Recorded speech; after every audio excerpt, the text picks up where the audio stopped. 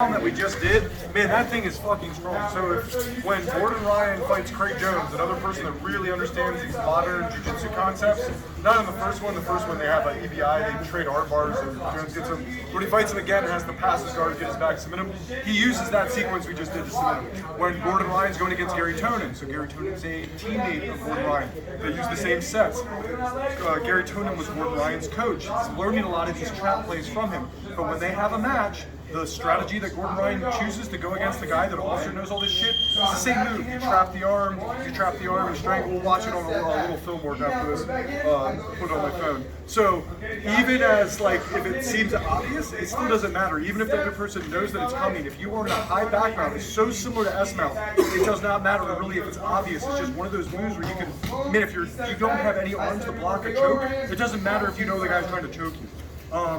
It complements this other one. This is another one used. Keita Duarte uses this one a lot. They're a multiple-time world champion.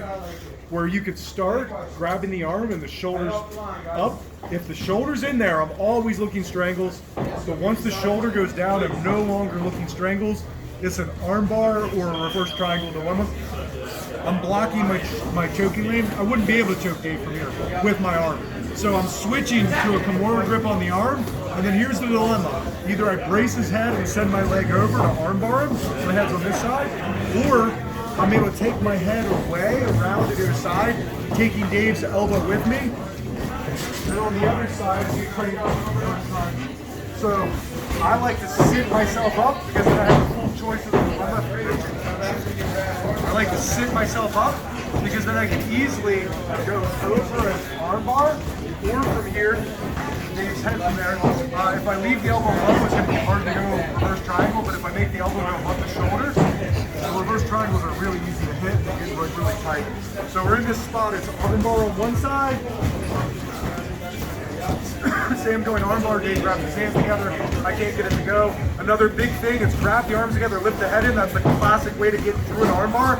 So if Dave puts his head in there, he's going like directly into the dilemma. Oh, sorry. They're grabbing. It can get tight. Usually they don't put the guy to sleep unless they try to get up. If they stay on their back, it's hard to choke. But it gives you such a strong purchase of the shoulder line. You can just start arm barring off your hip blade.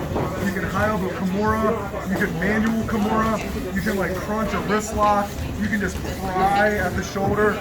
Usually even in high level matches, once it's here and you pull your arm like low, once the arm gets pulled high, the guys are tapping right here. Because it's nasty, it gets out of control quick. So again,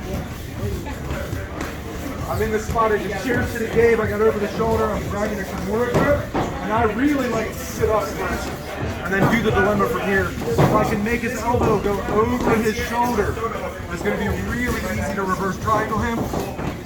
And if I'm trying to reverse triangle him, and I'm having trouble, I can always let my legs slip and go arm bar. If he grabs his arms together, I can flare my knee out, and switch back reverse triangle. And then reverse triangle, you're mainly bracing in for arm locks. But if Dave tries to bridge up the base, yeah, that's when this thing gets like crazy tight. When you try to find your knees, that's when this thing's strangling.